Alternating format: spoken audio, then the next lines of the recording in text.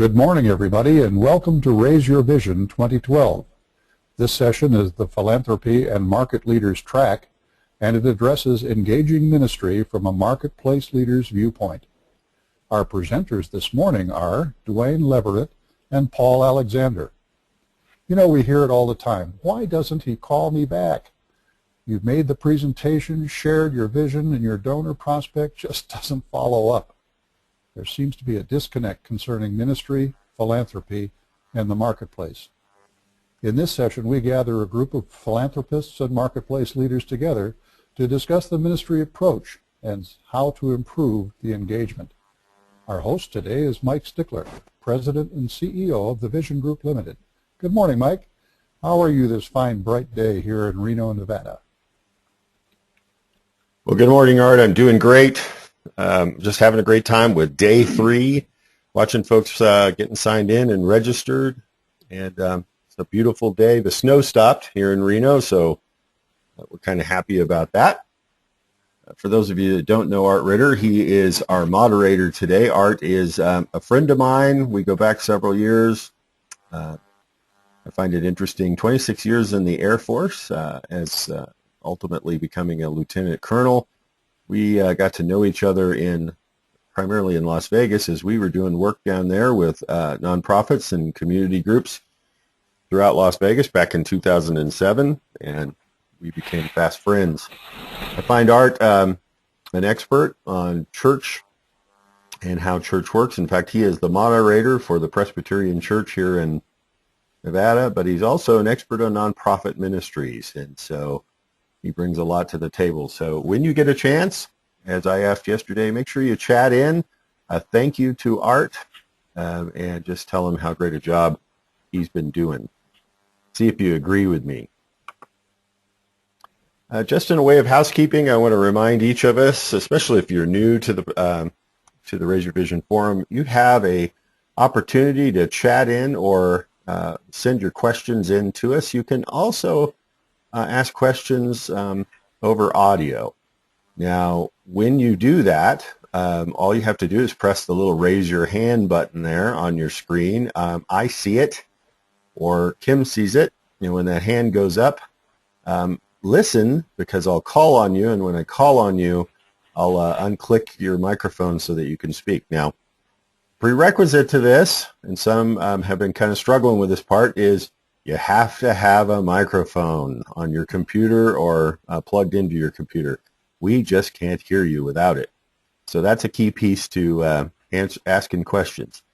And I suggest, of course, that you ask those questions because this is a forum, and so we want to hear from you. The best part of these sessions so far, without a doubt, hands down, have been the questions. And so we spend a good 45 minutes on each presentation working through the questions that the audience has, because this is interactive, and it's important to us that you do participate in the interaction.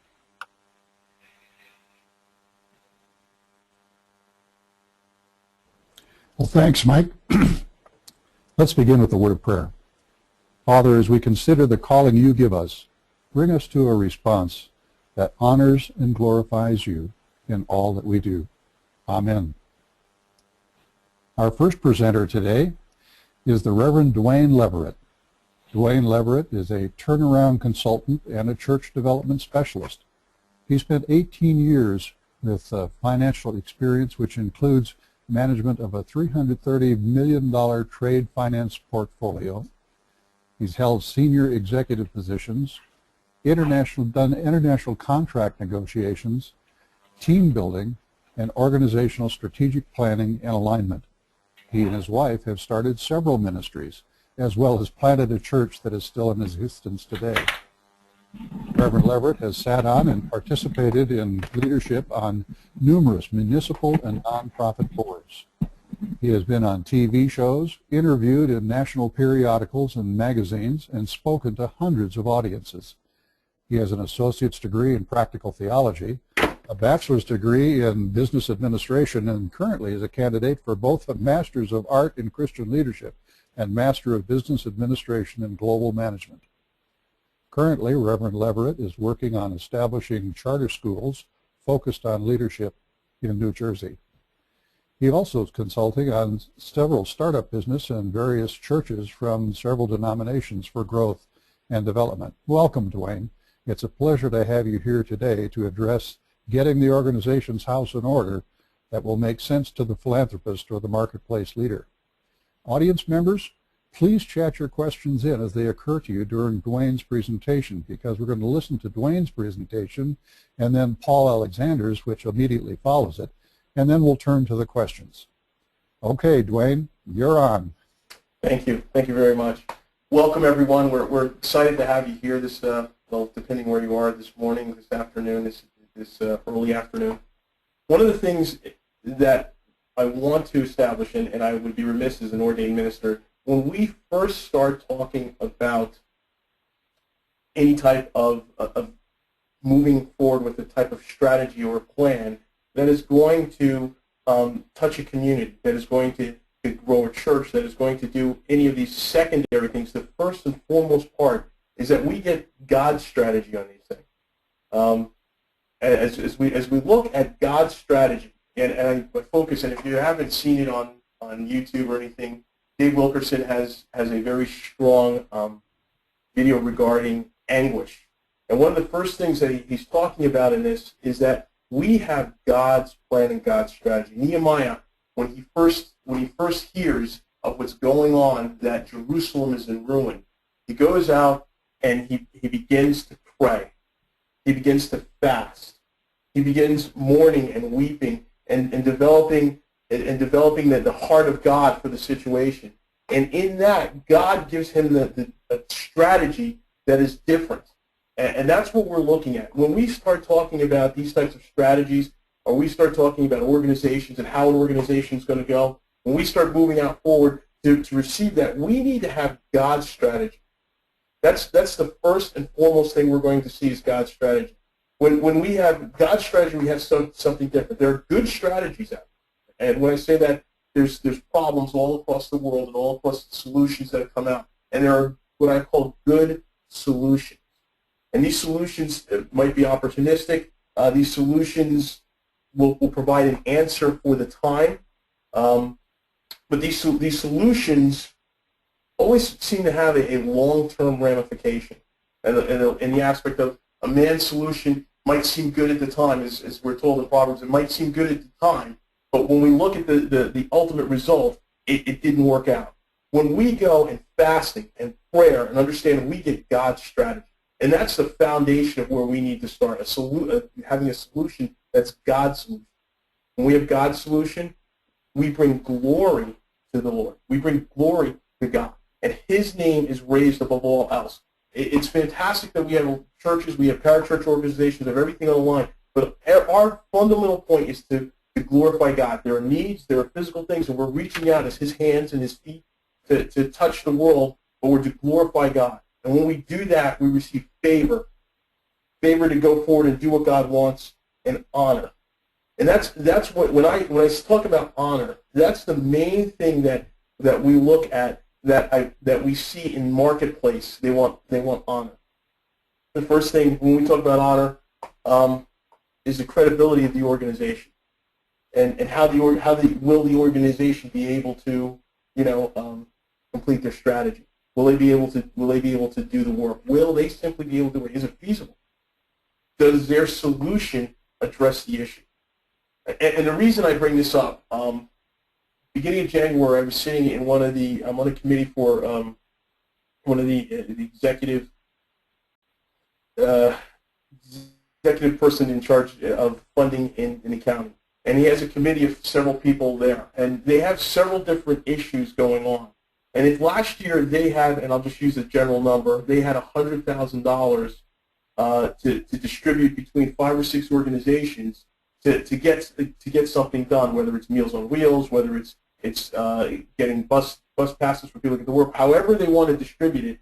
This year they had a little over 60,000. So now they have an organization. They have folks who are supposed to be in front of them, and they're asking us, not if it's just because these organizations are good organizations, but if we have recommendations for organizations, because now they have to cut back. And they don't want to cut back just, if they have 5 or 6 organizations, they don't want to cut back just to 2 or 3 organizations. They're looking at giving stronger organizations the market part or the majority of the funds so that they can do the work. So the first thing is the credibility point. So I'm sitting in this and they're asking, who do you folks think can do this work? Every one of these organizations have been vetted. Every one of these organizations have done the basics of filling out the paperwork and have been approved to receive funds. But now it's the next step. And this is going to be the attitude you see, not just with the county executive saying that I don't have the same amount of funds, I need to leverage myself with better organizations. This is what you're going to see. Right now we're in a situation where we're market leaders, whether they're partners, whether they're organizations, whether they're individuals, whether they're businesses that are looking for partnerships.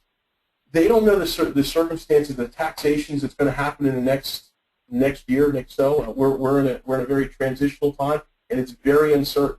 So to them, they have to make their funds leveraged above everything else. They have to make sure that it's working better than anything else. So it's not just simply enough to go and say we have a strategy. It's not just simply enough to go and say we filled out the paperwork, we've got a workbook, and we went through the workbook and we have everything. We have to come with the favor and the honor of God that will transcend all these things, and they will see it. They will see your organization as something that's a benefit to them, and that favor comes through. Without this, you're going to see it's very tough.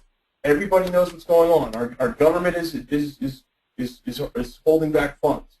Everybody knows what is going on, and so we have to come with a credibility beyond the minimum vetting.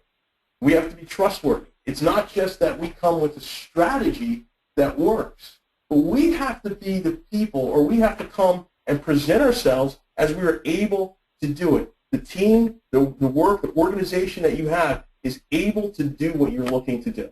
These are the very first things that when we start talking about a financial situation of the funds getting crunched, when you have donors or you have strategic partners that are looking to leverage their funds, these are the first things that they're going to use to weigh against all other opportunities they have in all other organizations.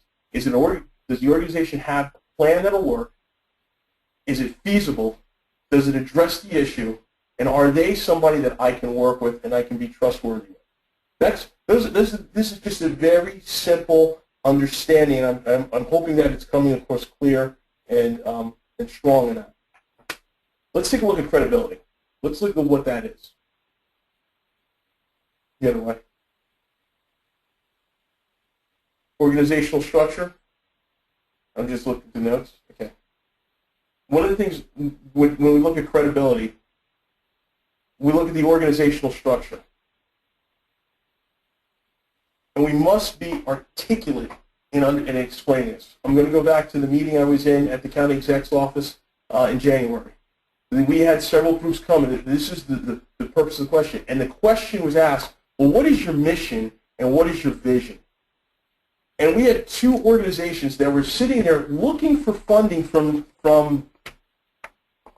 the county, and they had to go and they had to reach into their folder, they had to pull it out, and they had to read their mission, they had to read their vision to the county exec and this group that is helping vet some of the understanding. And when you can't articulate your mission, very, very simple. Even anyone that gets involved, very simple, you're going to have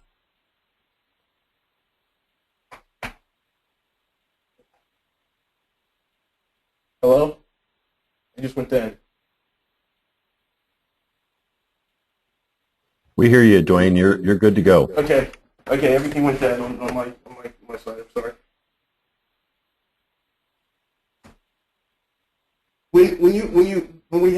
You have to be able to articulate these things.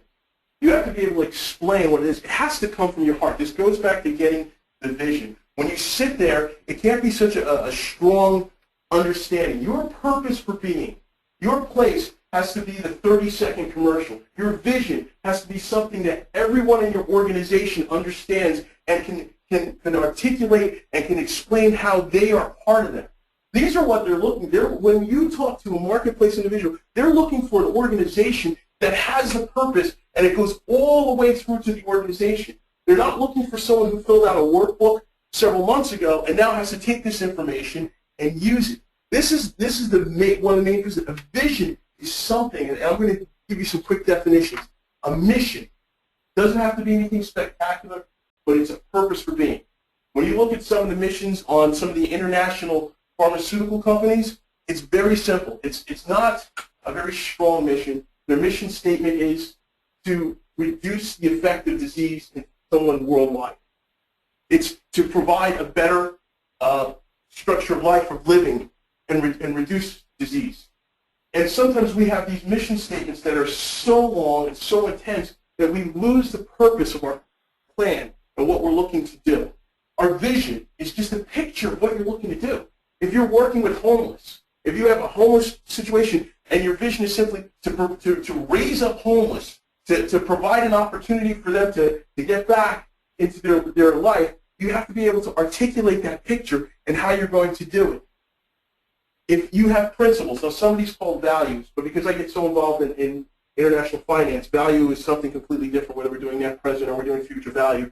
But the principle is basically, how are you going to behave? How are you going to do it? What is the priorities of what you're doing? This is something that separates an organization that falls after Christ or whatever to an organization that's going to be opportunistic and just do their work. Your goal. Here's a very simple, how are you going to measure what the vision is? How are you going to get to the vision? How are you going to measure it? And what are the milestones in there that you're looking to do? These are very simple understandings. I know that. But very often, organizations can't explain it. Your strategy. What is your strategy? How are you now going to take all this that we just said, put it together, make sure it's aligned in the perfect thing so that the strategy makes sense? Is it going to work? Is it going to provide credibility to you? Is it going to succeed in doing what you're looking for it to do? Very, very simple understanding, but so often we can't articulate that. Now, how are we going to get an understanding of if we're successful in what we're doing so that we can tell someone? One of the things that I've seen happen time and time again is an organization comes in and they apply either for a grant, or they work with a partner, or they come to a donor, and they get an award up front, a one-time award up front. And they don't evaluate how they performed with this award, whether it's a new program or not. And they never receive it again. And the ministry or the work just seems to die off because they cannot receive getting another donor, or they can't get the funds necessary. They can't continue the vision. And one of the things, and this is, just so you know, this is not me, this is a system that's out there, it's called the S's. And what you do is you measure your alignment to your organization from your strategy. And very simple, the strategy is the alignment of your mission and your vision and your goal. Everything has to fall into place. Everything has to be on the same page. If your structure of your organization isn't proper, you won't be able to get the resources. You won't be able to get the decisions made. You won't be able to get everything processed to move the organization in an effective and quick manner. You'll see bottlenecks in your system. If your systems, and on my notes I see the systems does not include culture, but the policies and the procedures, are they working together, or are they causing problems on the left side or the right side? When we start talking about vetting organizations, all this comes into play. When a potential marketplace leader, when a potential donor walks into the organization and they want to see what it is before they get involved, they're going to want to know that you have a policy and a procedure to protect yourself and protect them. They want to know that there's no way that something can go wrong or something can't be missed. They want to know that you have all these into place and you've considered all regulatory and legal issues that have to be there. They want to have that understanding so that there's no opportunity for later on for a shortcoming or a problem to happen. You need to have these systems in place. The other thing is your staff. Do you have the right people in the right position? Do you have the right attitudes in the right positions? Do you have the right capabilities in the right positions? Do they have an understanding? I go back to what I said before. Do they have an understanding of what the organization's purpose is? Do they have an understanding what the organization is looking to do and how they're looking to do it, and what is their prime reason? Do they have this understanding on everything that we're talking about? And then the stockholders or stakeholders. What do your donors think? What do your partners think? What do the recipients think? Have you done the job well enough? Have you asked them how you can do better? Have you asked them what they're looking for? Have you discussed with all of them? Do you have this type of information in a report? Not just doing, but you have it in a report so that when I say wait, someone can walk in and they can take a look at your organization and they can say, well, how effective are you? What's your effectiveness? And what do your stakeholders think about your effectiveness?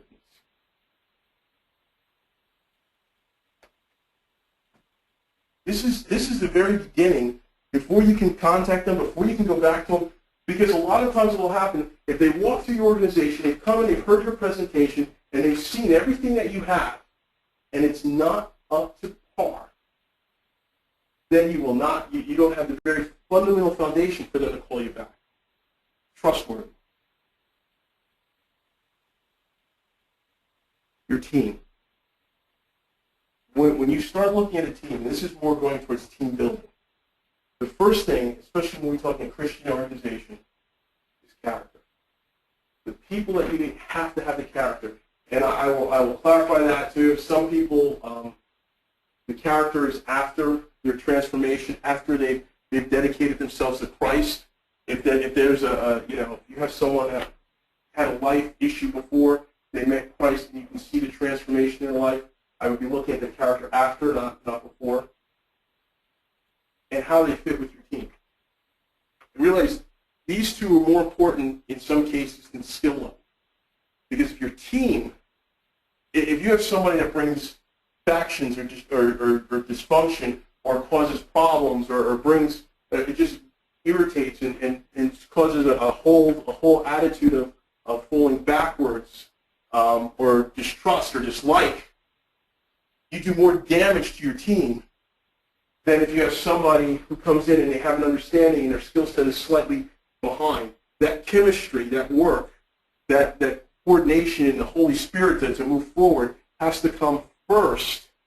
And then the skill set, the Lord can, if we look in Acts, they said, Peter was uneducated. He was a man who was uneducated. He didn't have the education necessary, but they saw that he was Jesus. I've seen time and time again organizations that put people in with associate's degrees instead of doctorates because they have a better fit, they have a better understanding of how the program should work, and it's been a much better mix. And you can see that throughout. You just look at organizations that are effective. I see it time and time again in Team Challenge. I see it time and time again in several other organizations where it's more important to have the team fit, and the skill level in many cases can be trained, can be learned.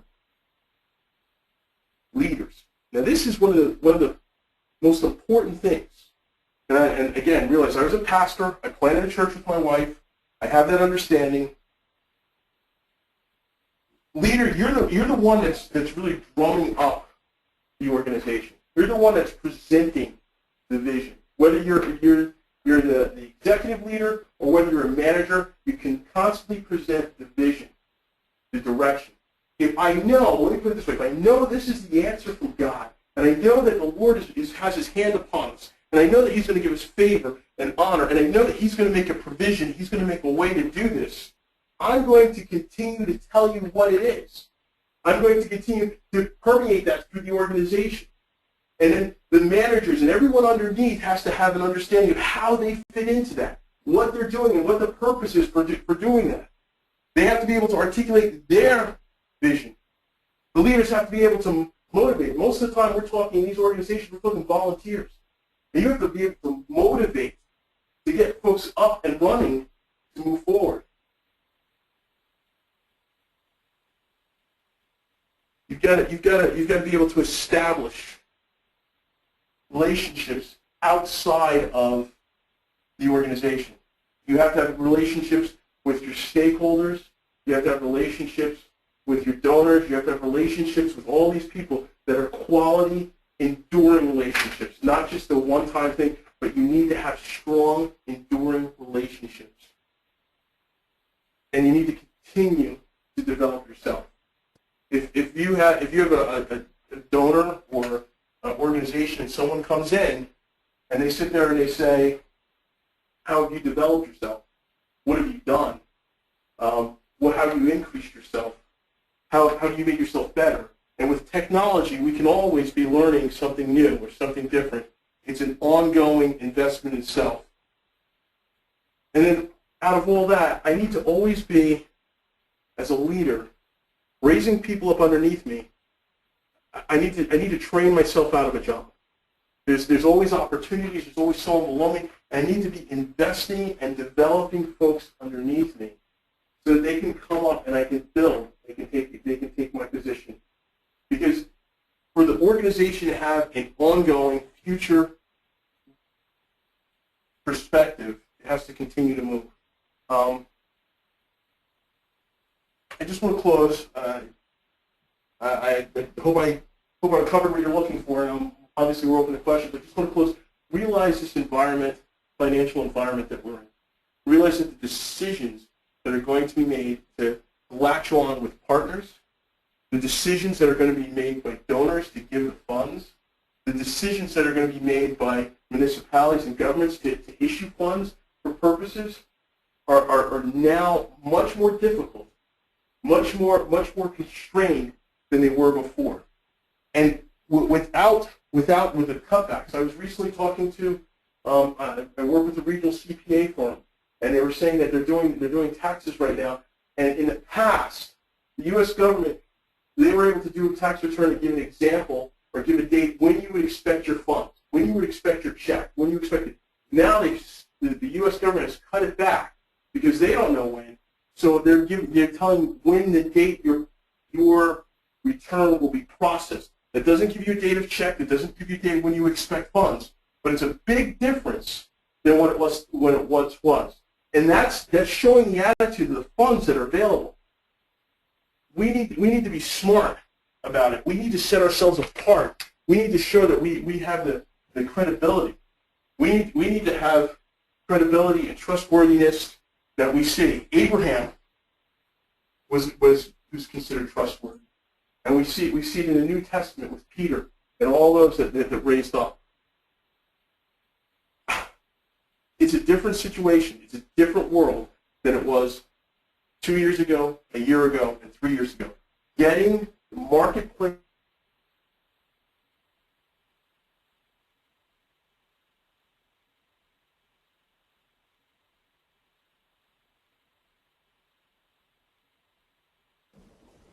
Well, Dwayne, we seem to have lost you there, but if we're near the end of your presentation anyway, let me thank you. These are great insights. I've really learned a lot from listening to you, and I appreciate what you've had to say.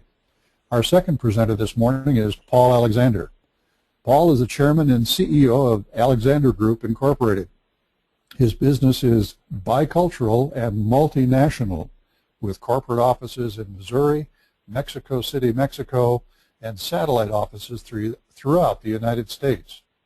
For 25 years, Paul has been a leader in the performance improvement industry.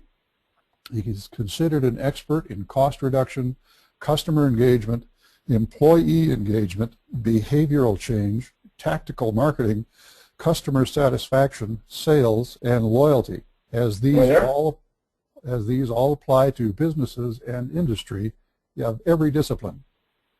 He is the author of white papers, business principles, books, and an innovator of numerous cutting-edge sales and marketing strategies, branding initiatives, and incentive programs.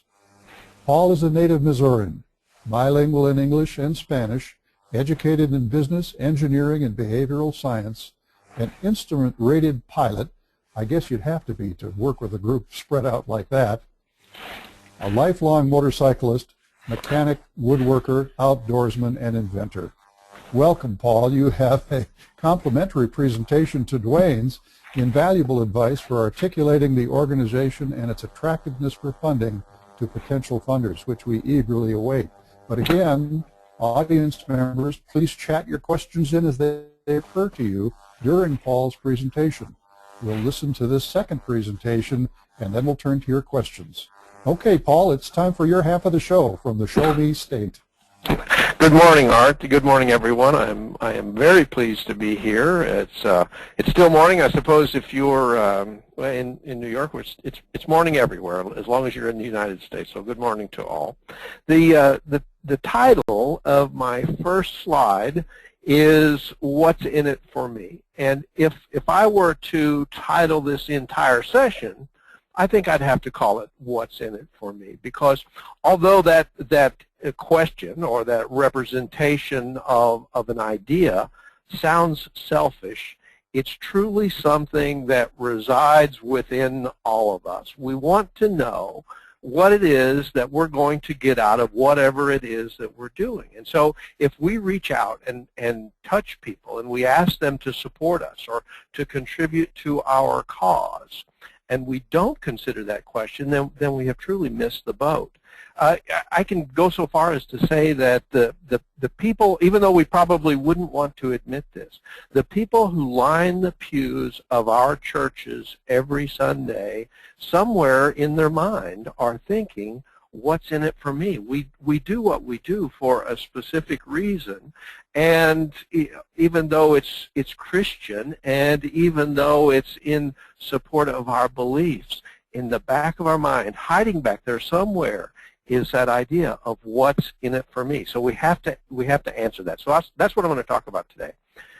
Engagement is a really important buzzword in my industry, which is the science of behavioral change. As Art mentioned, we help companies and employees to be engaged, to change their behaviors, to do things better, to do things differently for whatever reason management sets forth. So engagement is this really important buzzword today. And what engagement means is that it starts with employee engagement. How engaged are your employees or your representative? Let's say if you're in a nonprofit contribution or donor campaign, then maybe you're dealing with representatives, but still you want them engaged. And the way I always explain engagement to people who are new to the term is that if an employee were truly engaged, and you had a button camera and a microphone on that employee, then the owner of the business, the owner, not just a manager, because the owner is the person that should be the primarily engaged person in the organization.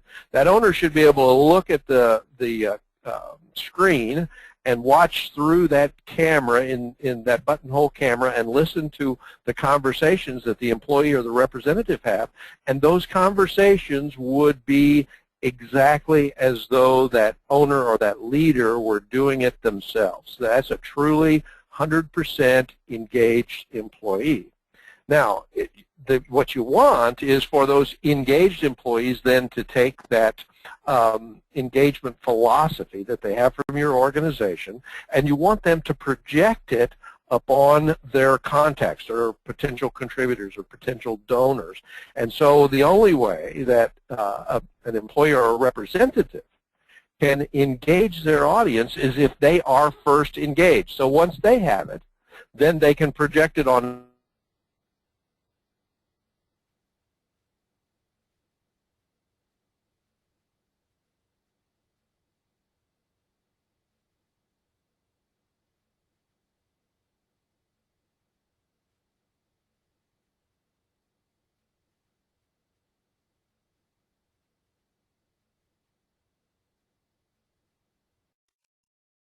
bullet on this page is identify the personal and spiritual relevance. And what that means is that before you can ask for something, you have to reconcile your own feelings and connections to your goals. So if you're asking a donor or a potential contributor to provide you with money or some kind of support for some initiative, if you don't believe in what it is that you're asking for, then they won't believe it either. So if you can't reconcile it with yourself, then you're asking for the wrong thing. Back up and regroup and start over. But If you can, then that's the first step. You're ready to go. If you don't believe in what you are doing, no one else will. Now next, you can imagine yourself in the other person's shoes, and you can practice articulating how you feel about what it is that you are discussing. So once you are convinced that you're comfortable, that you believe in what it is that you're promoting, that you're asking for, that you're ready to reach out and ask for support, then, and only then, can you put yourself in the other person's shoes and just imagine what it is that they are going to hear when you say the words that you think you should say, and how you think they might react. And I'll get a little deeper into that a few slides further into this conversation. Then we have to answer how what we do makes us feel. Does it make us feel as though we have contributed? Does it make us feel as though we are an essential element in the organization or the initiative? How does it make us feel? People have expectations. We all have expectations. To assume that they will give you some money or give you support or give you whatever it is that you're asking for, if they will do that with no reason, that's short-sighted on your part or our part. We have to be able to understand our own expectations first, and then understand their expectations, and be sure that the things that we say, the points that we communicate, will provide them with the reasons that they need to support us. When contributing to a cause, the cause must fulfill the giver in some way, make them feel good, make them feel like they're saving children in Africa or whatever the initiative is. It has to be fulfilling for the contributor. And if whatever you're presenting doesn't meet that requirement, then it won't work. They won't give. You have to make them feel good about what they have done and what they are doing, and no regrets, no buyer's remorse, if you'll allow me that secular reference. Their participation must provide them with a mental image of themselves involved in the outcome. So when you're going through this process of being engaged to your subject, to your cause, to your initiative, then you should be able to create a mental image of yourself and being fulfilled by being involved in the outcome of this initiative. We're raising $1 million to and make this very simple, to buy nets for the children in Africa so they don't get malaria. Nothing But Nets is a big Bill Gates program, and so in order to support that, and let's say we were going out and soliciting funds to support that cause, then what we want is for people to see themselves standing with children in Africa who have been protected from malaria and have been saved because of what we've done. Now it's very graphic to think that way, but I think it's very important because we have to see ourselves in the picture. When you reach out and you talk to people about what it is that you want and what it is that you do, you have to speak the same language. So if you presume that they should speak your language, then I think that is, as presume would lead you to believe, that is presumptuous on your part. What you want to do is consider the contact being the person you're reaching out to. Consider their background and their experience, and within the parameters of the subject matter, try to manage your conversation in such a way that they understand. Speak in the language that they understand. If you were reaching out to someone who speaks French, you wouldn't speak to them in English, you would speak to them in French. And I'm not talking about accents and guttural draws and southern whatever and Boston and New York. I'm not talking about that kind of thing. I'm talking about the words that are the key words that are important to the people that you talk to so that they feel comfortable about what it is that you are saying.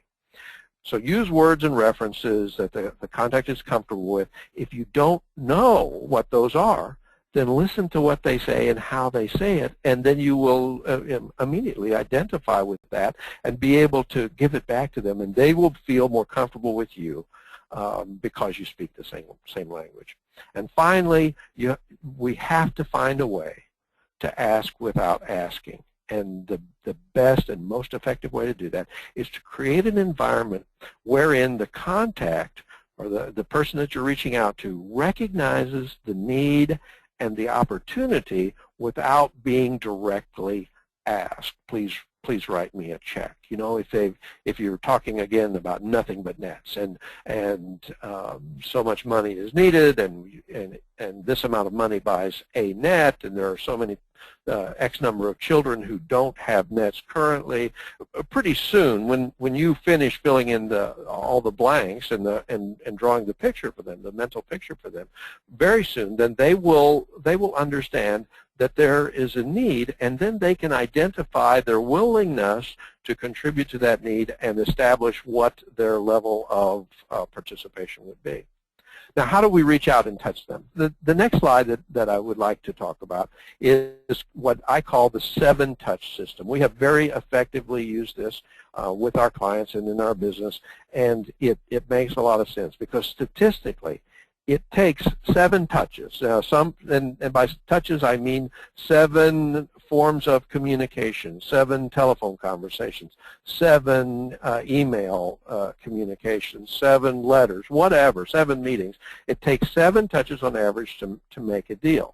Now, although as I just mentioned, the requirement is fulfilled by 7 of whatever, if you do 7 telephone conversations or 7 emails or 7 letters to the same person, that's pretty boring. What we need is an integrated methodology, and what I mean by that is to mix it up, because we humans like variety. So it's best if the touches represent a variety of communications forms, such as in-person, mail, email, presentations, face-to-face meetings, telephone conversations, and in some cases, depending upon the prospect, even text messages.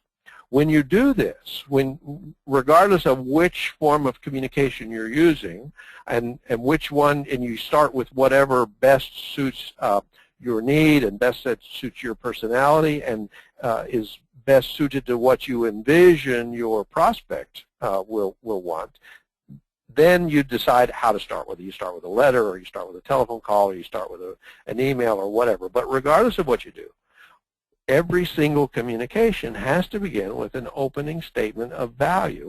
What you want is to get them to identify with right away and listen to what it is that you have to say. And I'm going to come back to that in just a second. In the meantime, what I want to say is that you communicate using the prospect's preferences.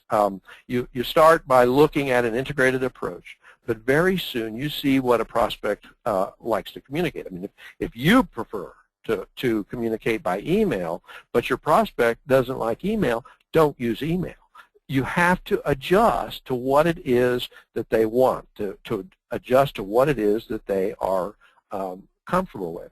If you don't know, you can ask, how would you prefer to communicate? I was working with a bank president a few years ago, and we were having this particular conversation, and he volunteered that he had a very big loan opportunity with a client, and so he went to all the work of putting together all the information to sell the loan to the client, or to the prospect, and he sent this by email, and then he didn't hear back.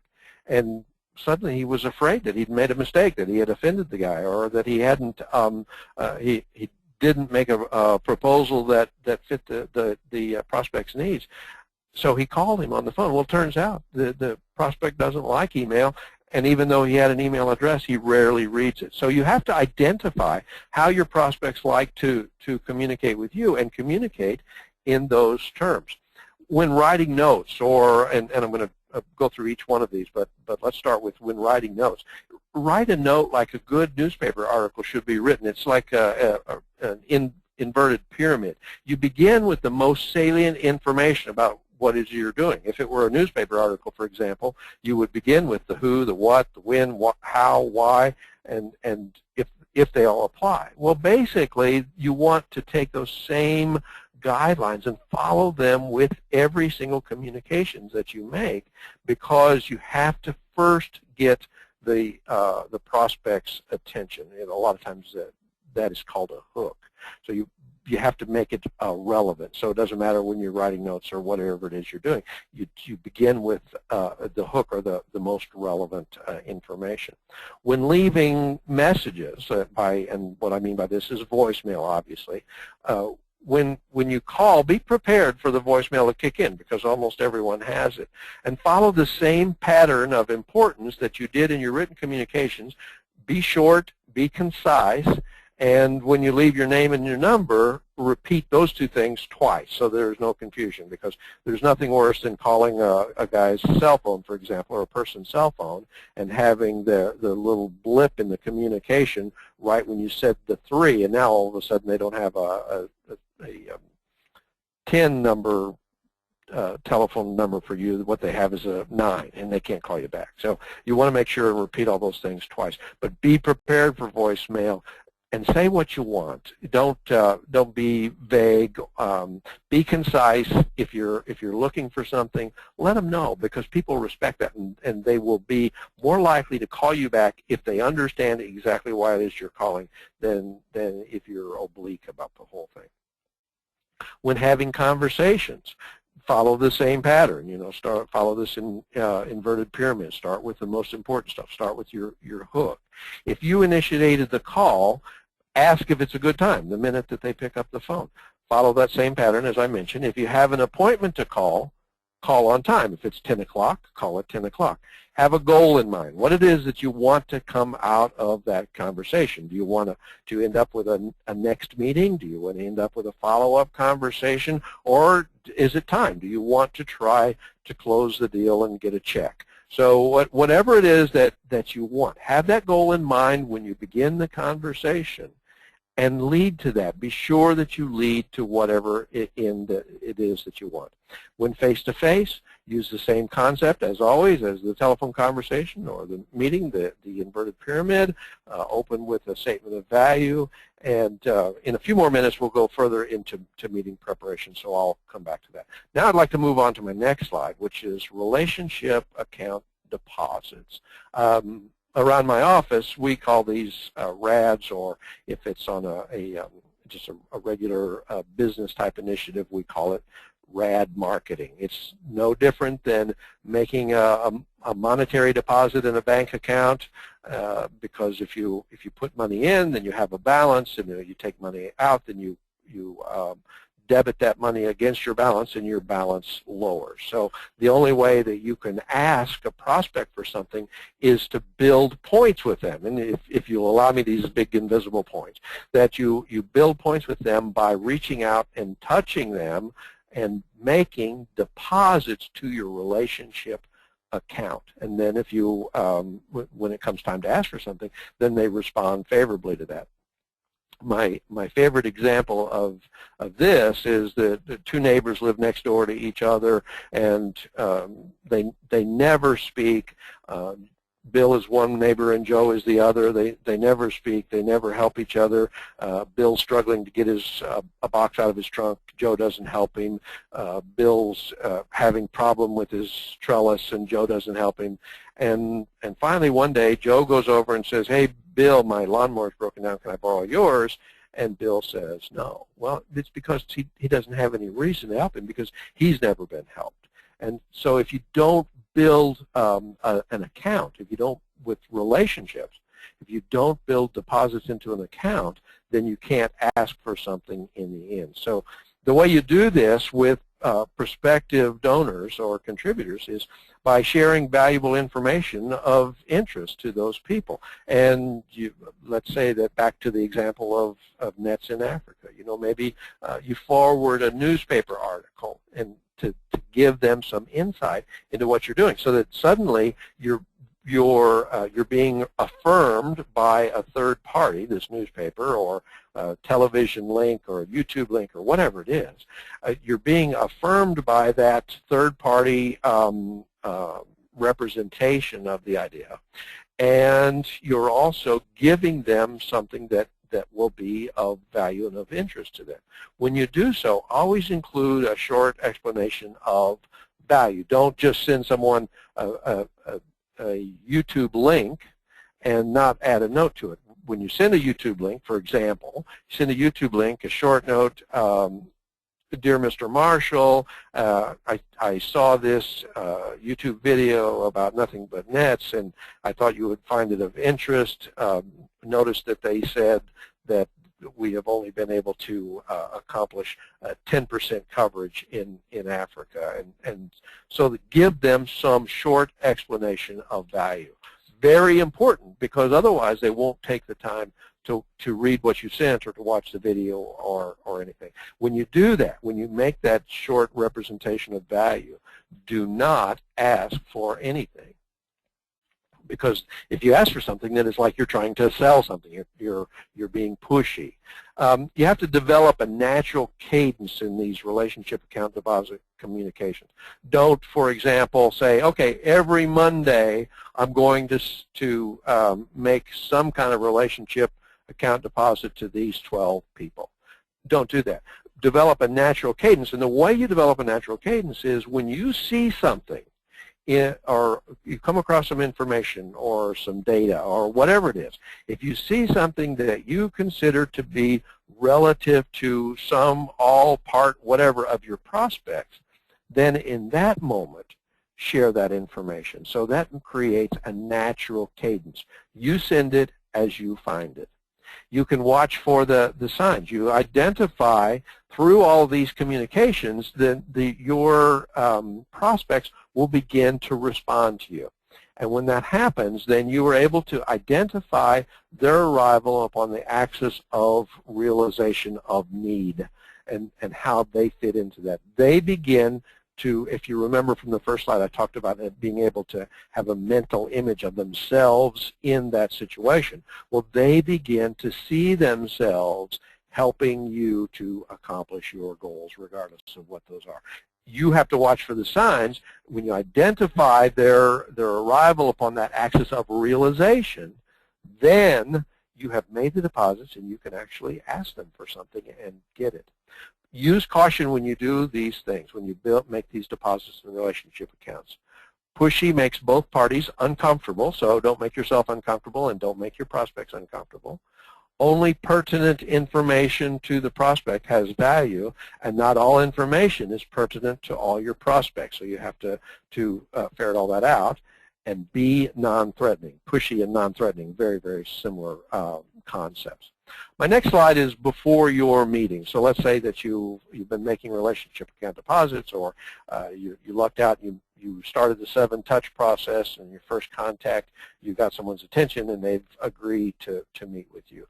Research everything that you can about them before you go to the meeting, because there's nothing worse than walking into a meeting with a prospective donor or contributor and not understanding where they are in what it is that they're doing. So know your audience, adjust to their culture. Back to, as I mentioned earlier, be sure that if they speak a type of language, if there are certain words that they like to use, be sure that you know what those are when you go in.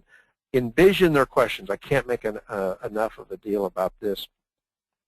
Imagine what questions you're going to ask, and then imagine what points you're going to make, and then envision what questions they might ask relative to their points, so that whenever they do ask, you're prepared with the answers. And it's not about making pages and pages and pages of notes. It's about foreseeing what's going to happen in the meeting.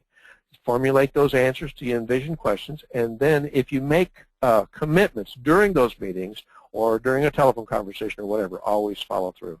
And finally, before you walk in, just take a breath, relax, because they're just people just like you and I, and if you're straightforward, if you're clear, if you're concise, then they will listen to you and they will respond favorably to you. My next slide is after your meeting. Whatever you promised, follow up. Be prepared to guide your prospect to the next step. Well, earlier when we were talking about relationship account deposits and I talked about the axis of recognition of need, you have to be able to envision what that axis looks like and see when they're on it or they're close to it, and then guide them to what you know to be the next step or a step. when you're finished and you have this history of communicating and seeing how people respond to you, then analyze your actions, the results, and continually improve what you're doing with the next prospect. If you make a mistake, don't worry about it. Just move on to the next person or persons and take what you've learned and make yourself better. And I'd like to close my my presentation this morning by talking about just a summary of things that are important. And that's this: whether you're asking for people to buy something for you, or you're asking for people to contribute or be a donor, they will not respond on your schedule.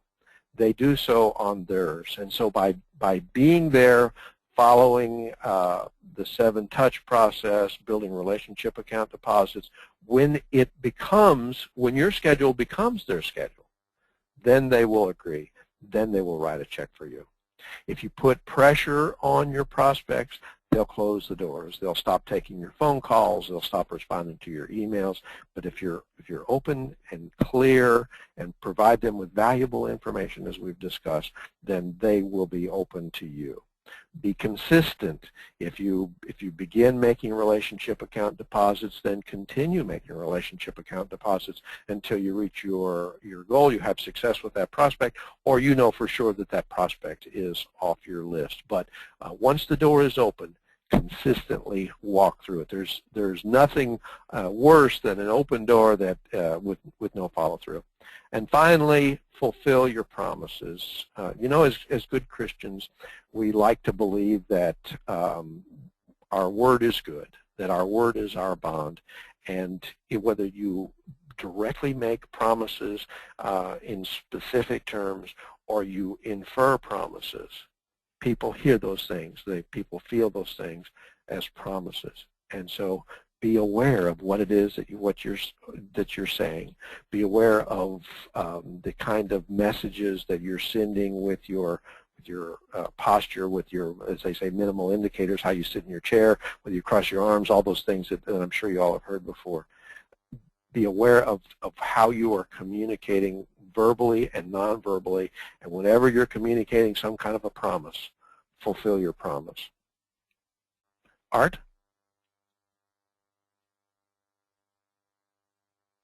Well, thanks, Paul. Boy, I'm just sitting back thinking this is the greatest stuff I've heard in a small space of time ever, I think.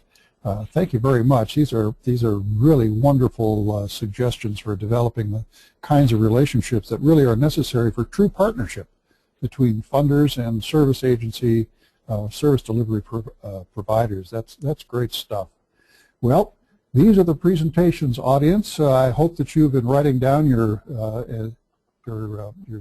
questions. Please chat them in. We've got a bunch of them already so far, and I just want to start out. Dwayne, are you unmuted and on the line there? I see that you are. Thank you. I agree with all you so expertly proposed to the nonprofits and churches that are seeking external funding. Boy, that is really good stuff. I tell my clients that they need to get a well-understood and well-communicable handle on their organization's business basics, their vision, what it should look like when they're through doing their thing, their market, the people that they're directing their effort to, their mission, a good understanding of what exactly they're going to do for the folks in their market, and then goal, that task that we have to complete, by when, and the resources it'll take, and all that. But not only that, it's got to be transparent to the people that we ask to partner with us by funding. It seems to make sense to most. Here's an early question. Why all the emphasis on the work of goal setting and planning? I think there's someone just starting out here. Why make it so complicated? We know what we want to do. Isn't that enough? Well, yeah, it's true that we know what we want to do. But when we want to engage, we have to let them know what we want to do. And going back to something that was said just a few minutes ago, we have to speak their language. And one of the things that is their language are understanding this in goals. If we are looking to wherever it is, again, if it's a municipality, if it's a donor, if it's a strategic partner, if it's a partner donor, they have a certain language and they have a certain attitude. And goals Having understandable goals, measurable, obtainable goals are something that they can understand. That's the first point. The second point is goals provide an opportunity for us to show our credibility. If I present you with a goal, we want to feed 100, feed 200 families a day, and I'm only feeding 50, and they deliver their part and I don't deliver mine. It either tears down my credibility or increases. If I tell them I want to feed 200 families a day and I feed 300, it produces my credibility so that when I go to them next time, or when I go to whoever it is, and they say, well, you had a goal last time of 200, you're doing 300, well, I want to go 1,000, they have the expectation that I'm going to do better than what my goal is. And that's easier for a donor or a partner to get involved with me when I constantly exceed my expectations. If I have no goals, well, we're going to feed so many people, there's no quantitative understanding for that type of, for that organization. Again, realize most of these, most of these have a business or financial or quantitative analysis style understanding. That's the language that they speak. I hope that answers the question. Wow. Paul, can you shed a little light on how doing the organizational homework, so to speak, makes talking to potential funders easier? Sure. For example, let's start with the basic stuff. If you're asking someone for $100,000 and what they can afford or what they can budget is $100, then you're going to get nothing. You won't get the $100 because you've set the number so high that they are immediately turned off. So if you don't study the organization or the individual and have some feeling and some understanding for what they've done in the past and what they're capable of doing, what their propensities are, then you immediately shut the door with them because they can't see any relevance to themselves. But let's say I talked earlier about nothing but nets. I made a big example of that just because it's easy to discuss, and I happen to like the program. But let's say that a net costs $5 for an individual. It's if you ask someone for $1,000 and they can give you $5, they won't give you $5. They won't give you anything. This session is in the track that we've designed for philanthropists and marketplace leaders, and we have actually some of these foundations in the audience today. And I looking at the chat stuff, it looks like the heads are nodding throughout the presentations, and boy, we wish they'd talk to us like that. And we've gotten a lot of detail on goals this morning, much from Dwayne. What are the details on mission and vision? The allied question that came in as well is, how do these things underlie an organization's strategic and tactical plan? Very, very simple. What is your purpose for being? If you don't have a quality purpose for being, or you have a specific purpose, let me go this way. You have a specific purpose for being, whether it's to go after, I'll say, and obviously you can tell where I get involved in the ministries. I talk whether it's to help provide housing for displaced families or homeless, or you're looking to provide housing for battered women's shelter, and that's your purpose. Yet suddenly you get involved in trying to raise funds for, and I'll use nets for some reason. You have to have a way to explain that in your mission, how nets is part of your purpose. In your vision, you have to explain how your vision, the picture of what you want to be. If you're looking to provide housing, or you're looking to provide leadership education for underprivileged children, you're looking to provide all these things.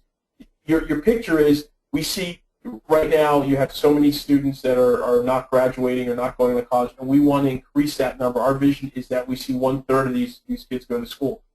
How do I translate that into nets again? How do I translate it? I'm not saying it can't be done, but that's very important, because if you have a vision, a mission, and a mission, which is your purpose and your vision, and suddenly you're involved in all these, for lack of a better word, ancillary ministries, you start to wonder, have you lost the focus, and can you continue to do it? So it's very important to be sure that everything flows and it's aligned.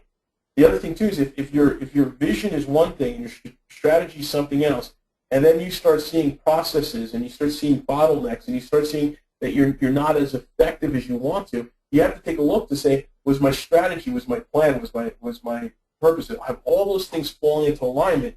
Because if they're not, I'll have a bottleneck, or I could have a point of undecision, or indecision, rather speak, or one decision where people cannot make the decisions, where they don't have the ability to make the decisions, and the mobility of what I'm trying to do and the effectiveness just simply isn't there.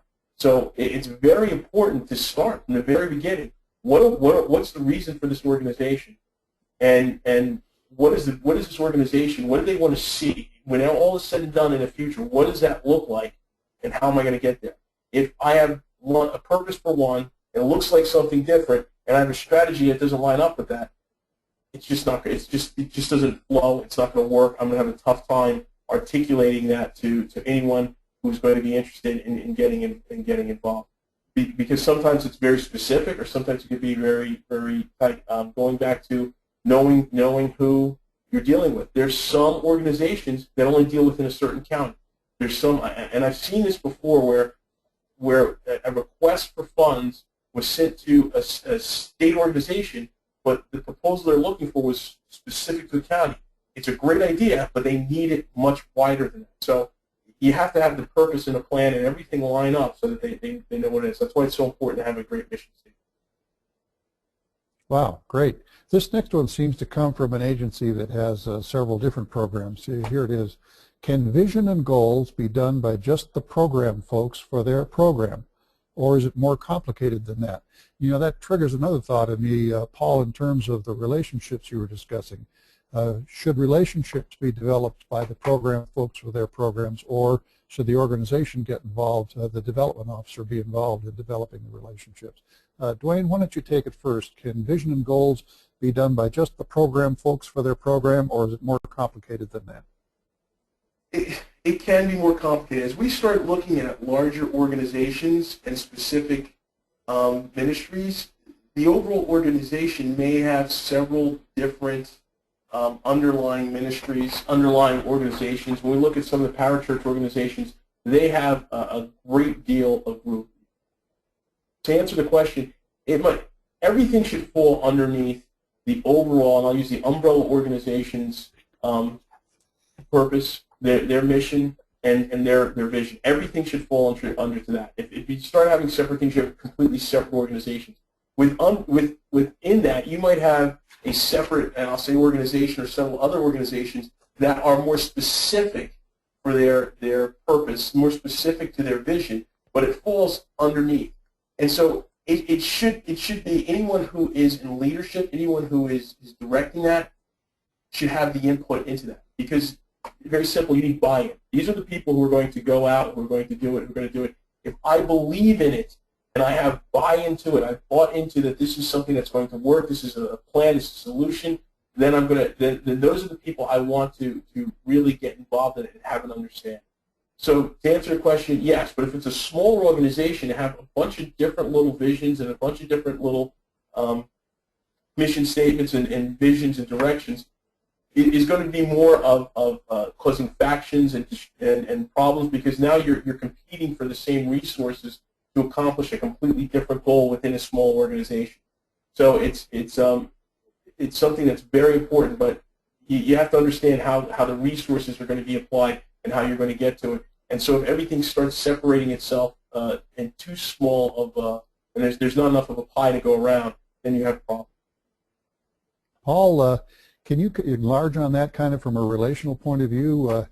If we have several different programs in an organization, each trying to develop relationships for their own program, which would sort of make sense with funders, what position does that put the poor development officer back up at the headquarters in? Well, first, Art, I agree with everything that Dwayne was saying. And secondly, you know, if you hear this criticism all the time about businesses or organizations, well, this person doesn't know what's going on, that person doesn't know what's going on. If it appears to the people that you're dealing with that your organization is not an effective internal communicator, then they don't see you as a viable organization. You know, early on in his presentation, Dwayne talked about the fact that they have to be comfortable with who you are as an organization. And if you represent to them that you can't even communicate effectively internally, then everything else that you do comes into question. So first, communicate effectively so everyone knows exactly what's going on. And then secondly, if you have multiple initiatives within one organization focused on a single donor, then put them into priority. Again, when you do your research about that donor, then understand what is their propensity, what kinds of things do they like to support, how philanthropic do they like to be, how much money do they like to contribute, and then see if there's enough to get something for everything, or do you want to pare down. If you had 5 things on the list and you put them by priority, maybe you have to pare down the amounts that you get from a particular donor for each one of those things. And the only way that you can do all those things is by communicating in the organization. So that's my answer to that. I want to step back one question that you directed to Dwayne and make a comment about missions and mission statements. And Dwayne was talking about earlier in his presentation about how important it is to have an effective mission statement. And he also mentioned that most people don't know what that mission statement is. You know, you walk into a business or an organization and they've got this 5-paragraph mission statement framed and hanging on the wall. And if you ask anyone there, they have no idea what it says.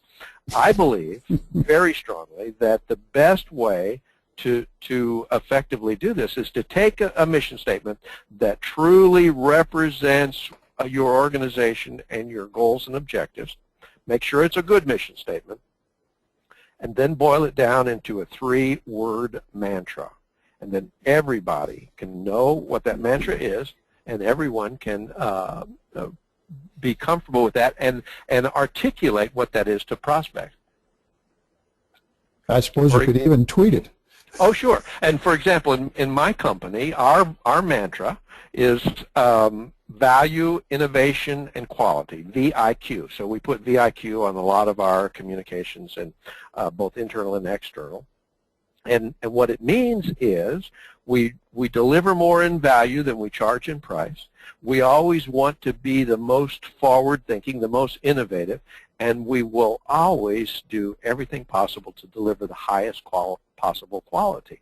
Now, it's easy for me to remember, it's easy for all of my employees to remember, and it's easy for us to articulate. So if you take your organization's mission statement and boil it down into a 3-word mantra, just think about how powerful that would be. Then everyone could answer that question effectively.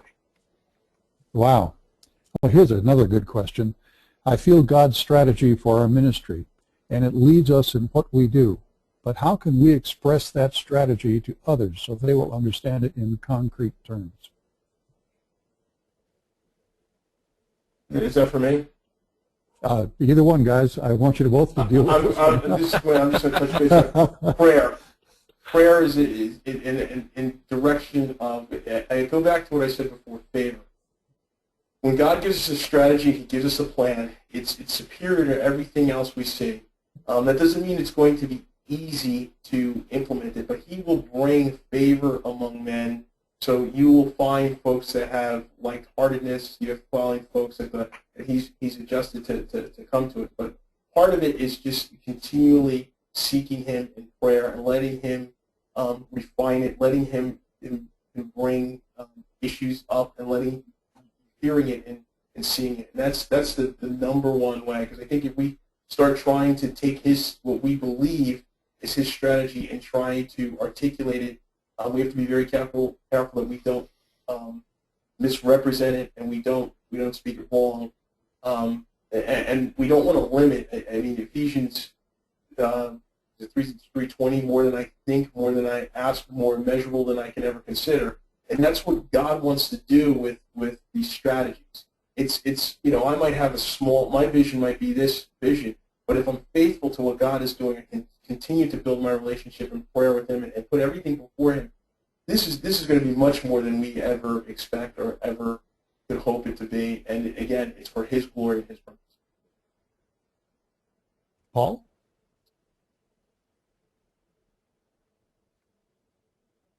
Paul, what do you think about that? Well, Charles Stanley. Yeah, I'm here, Art. Sorry, I had muted myself to not make any noise, and I didn't get my cursor out there quickly enough. Sorry about that. Well, Dwayne makes that kind of impression on me from time to time. Well, Dr. Charles Stanley wrote a book called How to Listen to God.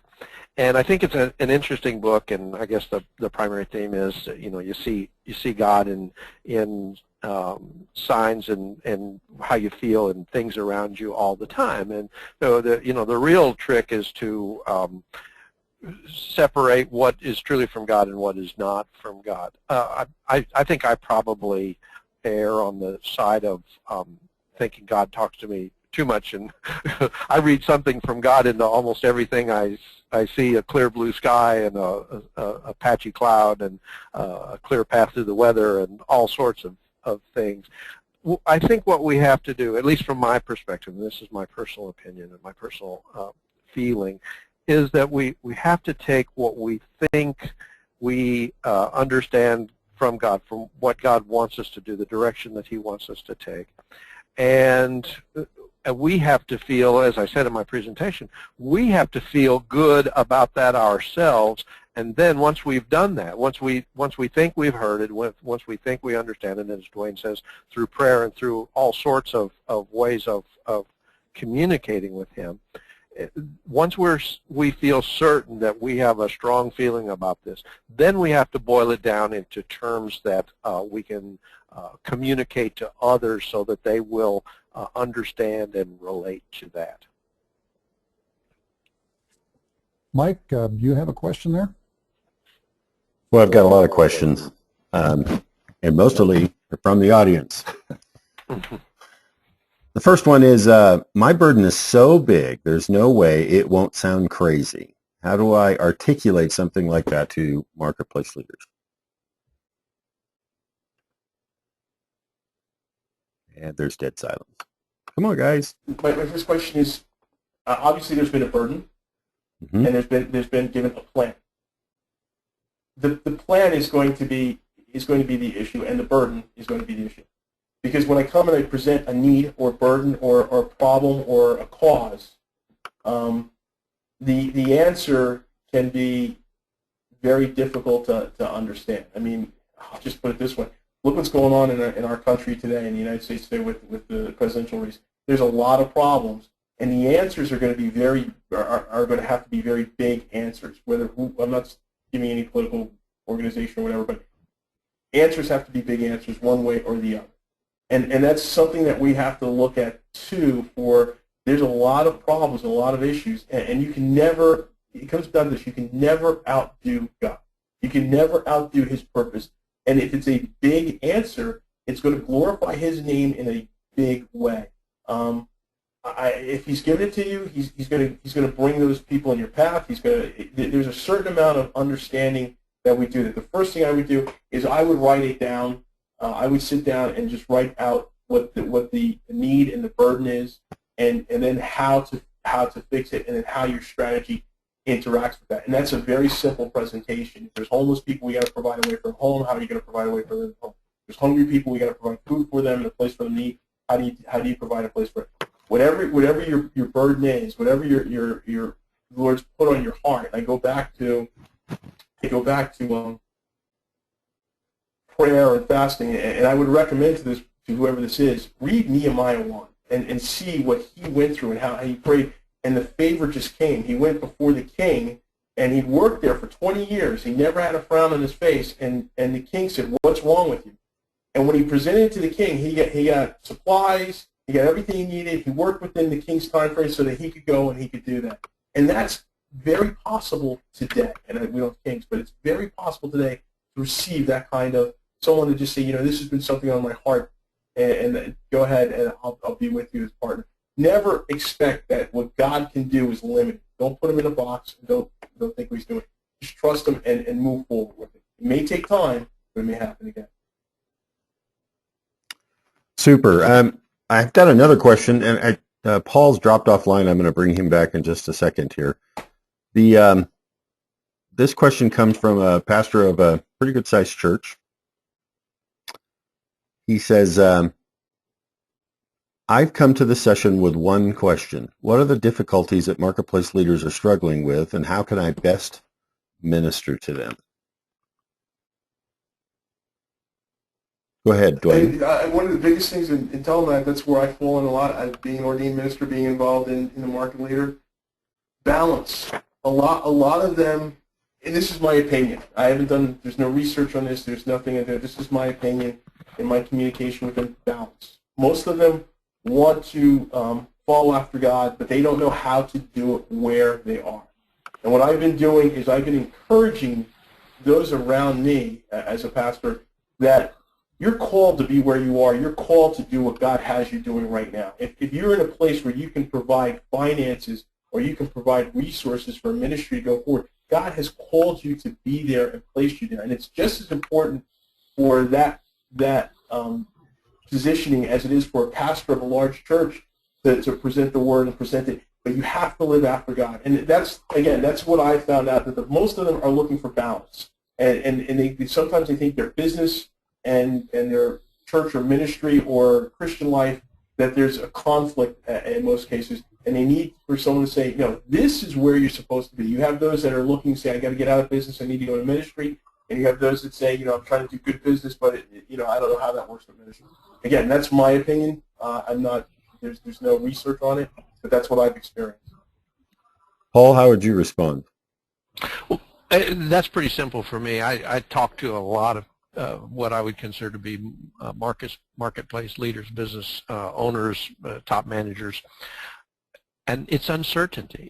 If you wish to minister to people in business, effectively minister to them, then help them understand that even though there is an uncertainty in our lives, that God has our best interest at heart, whether what He wants for us exactly aligns with what we want for ourselves today or not. But overall, He has our best interests at heart, because people in the market are uncertain about their future. Companies that are sitting on cash reserves don't want to spend them because they don't know what will happen tomorrow.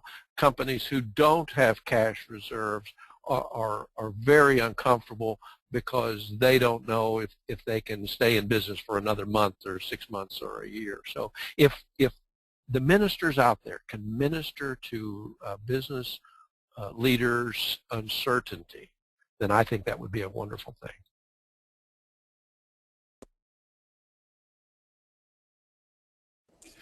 Well, Dwayne, when you got to that point on your slides where you're talking about being trustworthy, that seemed to spark quite a flurry of questions from all across the sectors in our audience today. Let me share a couple of them with you. Here's one from someone who looks like they came under conviction of the Holy Spirit. Are you telling me that all funders treat us like servants in the parable of the talents when they make decisions about handing out the money? No, I'm not saying they treat you like the servants. I'm saying that they treat their let's put it this way. If they're going to give it out, they want to be sure where they're going to give it to. And now I'm thinking about it. You can look at it that way, yes, where you can say once you've given one servant, you've given it to one servant, and they've done well with it, and you give them much more. That's probably a very good representation now that I think about it. But I think it's also more to their personal stewardship in the aspect of them being the servant. What is given to them, they have to use properly, and they have to use, and so they're going ahead with that attitude as opposed to giving it to you, but how they would work with it. Paul, what's been your experience? Does this parable seem to apply? Well, I would say, Art, that we are all servants. You know, if I think that the most effective leaders see themselves as servant leaders, and Dwayne's right. People want to work with you when they know that they can depend upon you, that they know that you have a good history of stewardship with the funds that you receive. It's very difficult to collect money for some initiative if most of the money goes to administrative costs and a very small portion of the money actually makes it to the people in need. If I were considering an opportunity to contribute to something, that's one of the first things I would look at is where does the money go? So if you have an organization that's extremely top-heavy, and by that I mean they've got this huge administration, a lot of legal fees, and so a big portion of donors' money goes to things that doesn't really help anyone other than the organization, then they're going to back away. So I think we have to consider ourselves to be servants and servant leaders, and we have to be prepared to represent what we are doing and how it truly applies. Remember, in my presentation, I talked about the fact that donors and contributors need to be able to envision themselves in the end result. And if you give $100 and 80 of that $100 goes to pay someone's salary, and only $20 goes to actually help that mission, then they see themselves in a 20% role with 100% giving. So it's disproportionate. Sure. Well, I think that's a great example of what you just did at the end, and I'm probably going to start using it. But it's just something that they see themselves in what they're giving. Perfect example to explain it. Yeah. Hey, Dwayne, be sure and give me credit, okay? I will. Here's one from the other side of the house, guys. My foundation is new to the faith-based arena of philanthropy. How do we discern that a startup delivery organization is trustworthy in this arena? Will we have to use more energy tracking the new ones than we use tracking for the old ones? Excuse me, I'm not reading this right. Will we have to use more energy to track the startups than the ones that we are used to funding? Is it fair for us to use the same vetting tools and methods that we use for agencies in the secular arena? I would say yes. It's fair to use it because that's the standard that we have. That's the standard that a lot of other organizations are using it. One of the things that for startups, if I look at a startup, there's not a lot of history there, but I would go and look at the strength of the solution and the strength of the strategy that they're doing, and then I would look at the leadership and the team they bring in, and what kind of history they have, what kind of, irrespective of education, that education plays a major point, but have they done it in the past? Can they, just come down to, can they do what they're doing, and can I trust them to do it? And that's one of the things that you have to vet. Some of those vettings don't come through the numbers, don't come through financial analysis or business structure analysis. Some of that's going to come with interviewing of the leadership and looking into their eyes and listening to what they can say, they can do. As a coach, that's one of the things I see, that I hear great things and I go and look into someone's eyes and it's completely different than what I expected. Paul, what's been your experience? Do funding agencies in the faith-based arena use the same vetting tools and methods that they use in the secular arena, or that secular funders use? Yes, and I think anytime that those tools are available, that certainly it's good and it's relevant to use those. So as much as possible. When it comes to a new organization, whether it's a secular organization or a religious organization or something that supports other people, if it's a new organization and you're unable to properly vet them, and you say no, then really that's a bit unfair, because if everyone did that, then there would be no new organizations. No one would ever give them money, right? So if you're unable to vet a new organization, but you feel good about the leadership, as Dwayne said, you feel good about the leadership, and you feel good about the mission, and you understand what it is that they're doing, and you can envision yourself in being involved in that, then do a little pilot program. If normally you would give $10,000, give them $1,000, and then set a benchmark and measure the results so that you have a feeling for how they're doing. Because if no one helped them, they'll die on the vine. Why, that parable of the talents is starting to echo in the back of my head here. This isn't even a question. Boy, bless you for sharing this. We use a community-based committee of teams to evaluate agencies who will partner with us for services delivery. Some of the things we look for are whether the board is even familiar with the programs they pitch for our funding. A little teaching moment there from one of our members, our audience members.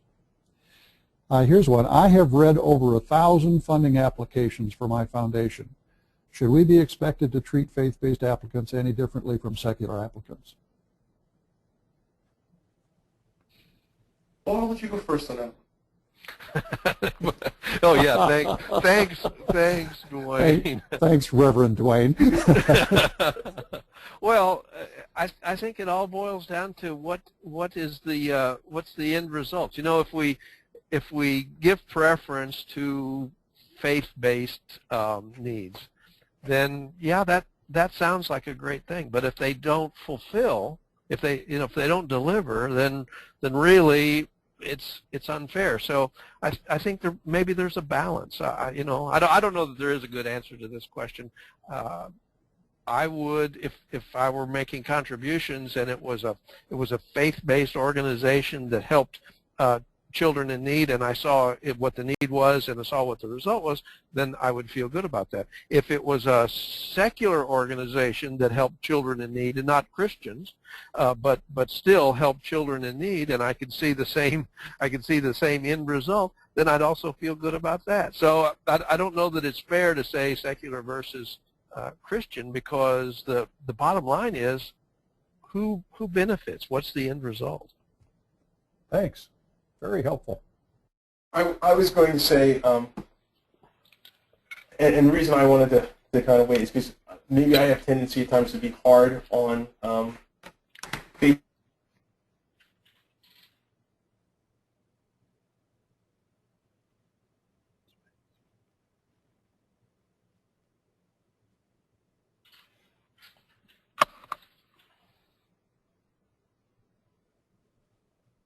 There's frantic switching going on. There's frantic switching going on here in the background, folks.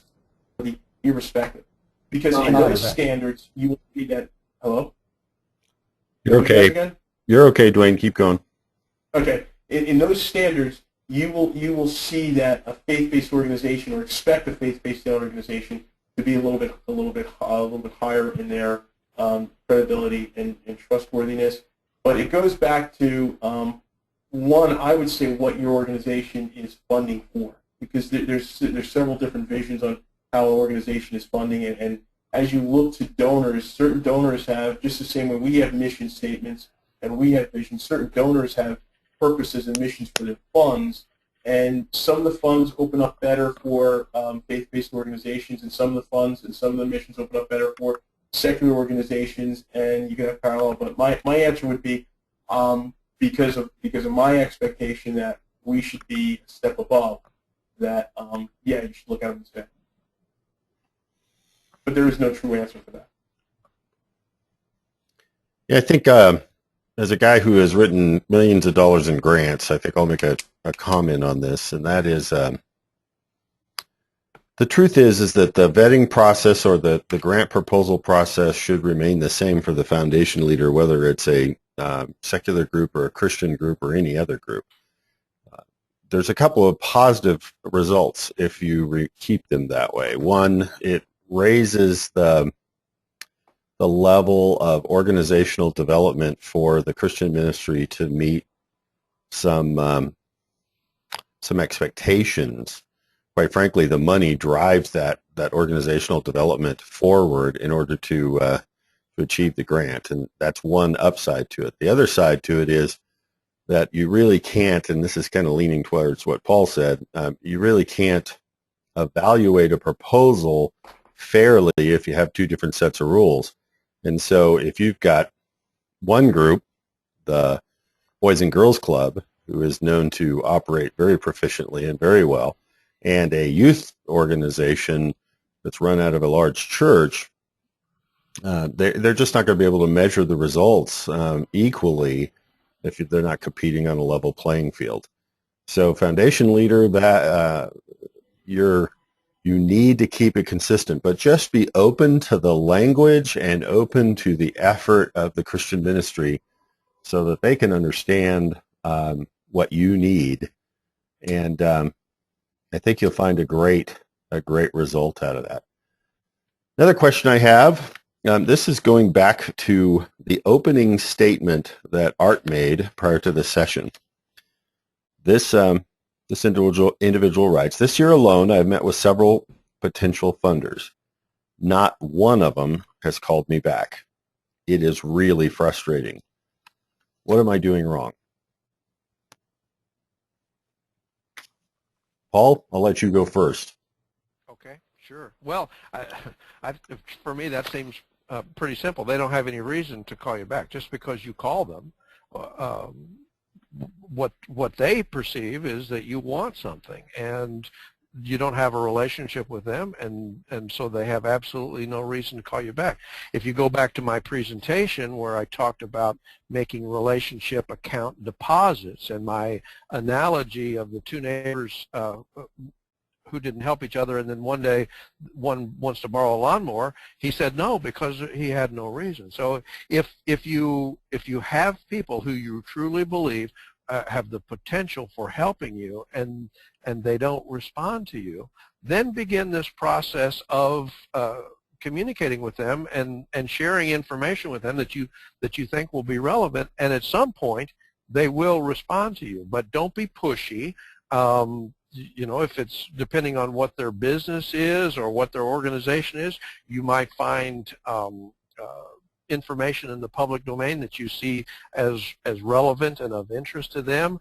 Take that information, send it to them with a 2-line or 1 paragraph, no more than that, cover note of explanation of why you think it's relevant to them. Don't ask for anything. Send it along, and they'll read that, and you do that 3 or 4 times in a natural cadence. As you get the information, you send it to them, and then they'll begin to see you as a valuable resource for information, and when you reach out to them, they will respond. The only way to have a relationship is to build a relationship. That's good. Dwayne? I think it's kind of vague question in the aspect of without knowing more about the situation, there could be the presentation could have some issues, the strategy, the plan, the mission, the organization could have some issues. There could be some credibility issues. The donors themselves, it could just not be something that's in their direction or their vision. It could be there's just so many things that it could be with just not knowing a little bit more about it.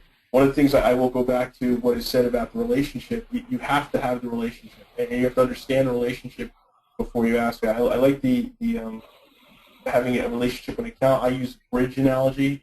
If I want to get something, I have to have a bridge that can support it. So if I want a truckload of money, I have to build a bridge of a relationship that can have a truck. If I have a rope bridge, I can only walk back and forth with a few handfuls of things. If I build a bridge that's comparable to the George Washington Bridge or the Golden Gate Bridge or something like that, and I can have traffic going back and forth. There is a lot more, and that's what I have to build. But part of it is just simply not knowing why they're calling you back. It could be something you're doing wrong. It could be something you're not doing wrong. They could be in a financial situation where they just don't have the available funds. They could be taking a new direction. Just too much to just tell you directly what's going on. I would say you probably want to get I don't want to say that. I think one of the things I would, the way I would answer this question is to realize if someone is not responding, and this is kind of going off of what both men have said here, if someone's not responding, it's because I either misinterpret the relationship, in other words, I think there's more to the relationship than there is, or it's been too early to expect something from them. I think this is a key result that Paul was driving forward is, when we are, when we're meeting with folks, one of the big errors that Christian ministries make is asking or responding or presenting an opportunity to support financially way too early. We have one lunch with them, and then we expect them to write a check, and that's just crazy. That's kind of like you go out with, the first girl or the first guy you ever dated. You went out with them one time and expect they're going to be wedding bells the next time you meet, and that it just isn't going to happen. There needs to be a long-term relationship built into that. Another question comes. This is kind of a bottom line guy, it looks like. What is the one thing, the magic bullet, if you will, to get a businessman or woman involved in my ministry?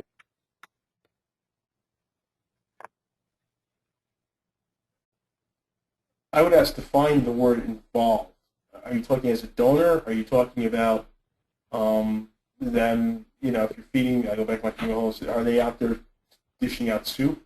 The one thing is having them buy into it and take ownership that they see the benefit. That's the one thing that you're going to get multiple layers of investment into that. When I say it's their finances, it's their time, it's some of their resources, whether they have personnel, but they have to buy into the need, they have to buy into your solution, they have to buy into what it does, and they have to, going back to what was said earlier, put themselves in that place. When they see themselves in that place and they see themselves in it and they buy into it, they will do more than you ever expect or ask. Part of the way to get them involved, though, is ask them what they think.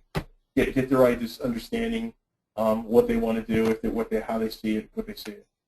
Not so bluntly, but trying to get an understanding of what they see in the ministry and see how they think they're going to get involved. Yeah, just to clarify, this is coming from a parachurch ministry leader, so I'm assuming he's talking about involved as a funder and a marketplace leader. Paul, how would you answer that question? Well, I'm afraid my answer makes me seem limited in my understanding, but my answer is you have to answer that question I started with in my presentation, which is what's in it for me. They have to understand how they benefit, either personally or spiritually or familially or whatever it is. They have to understand what's in it for them. Advertisers, they use what I like to call attraction marketing, where they put some marketing out there and it has a coupon code for a discount or something like that. And they do that so that they can draw people in and also so they can track where it came from. So you have a television ad or whatever, for example, and it's got this some kind of, say John Doe when you call in and you get 10% off. That's attraction marketing. So same thing here. We have to have something that will attract them, and the only way you can do that is to answer the question, what's in it for me, to draw them into the ministry. Well, one thing I like to say too is you have the right business people. Just trying to get the local guy, he may not be the right one, but finding the right one. So going back to what was said, what's in it for them may not match what's in it, what they're looking for. And you have to look for the right people. This comes back to teamwork. This comes back to strategic partners.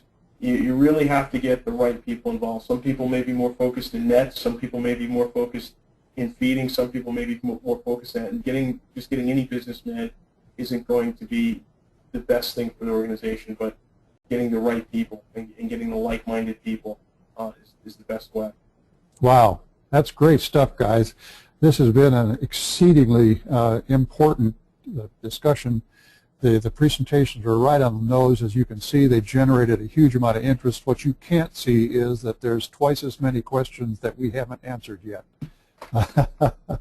or that we haven't even asked you guys yet.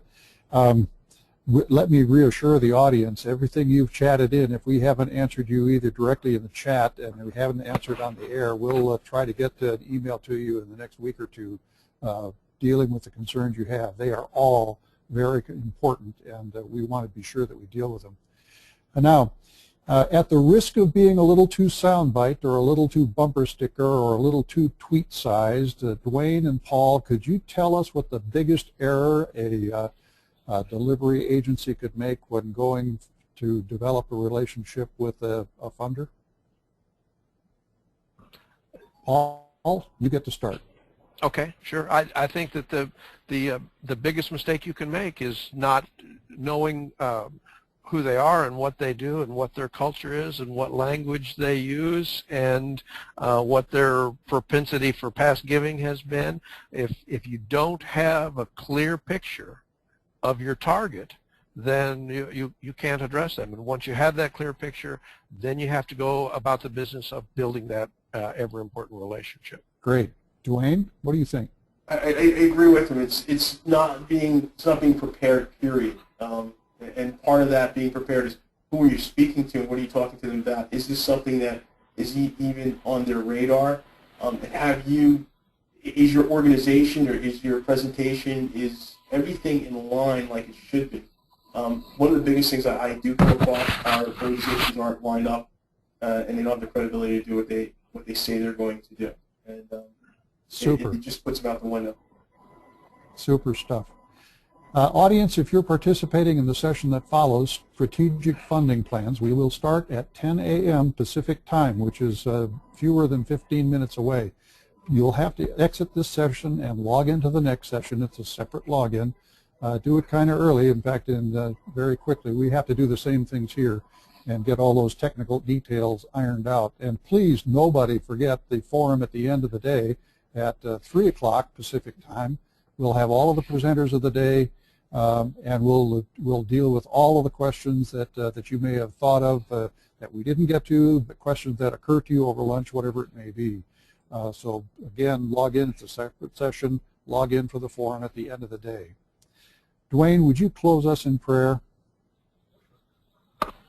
Heavenly Father, we come before you right now, Lord, and we've had tremendous amount of opportunity and time to just get an understanding of your direction, your plan. Lord, I just ask right now that you would have your hand upon each and every question, but each and every organization that's on this line from either side, Lord, that your hand would be upon them, that you would give them guidance, that you would give them direction, that you would give them favor and honor, Lord, that you would work with them, that you would present your plan and your purpose, and not man's plan and man's purpose, but your plan and your purpose, Father God, so that they can move forward to glorify your name. Let everything we do glorify your name. In the name of your Son, Jesus, we pray. Amen. Paul, thanks a lot. Dwayne, thanks a lot. Audience, thanks a lot. Audience, please take a moment to fill out the email survey you're going to get in a couple of minutes, and we'll see everybody who's coming back at 10 o'clock, and we'd like to see everybody back at 3 o'clock. Thanks, folks, and goodbye.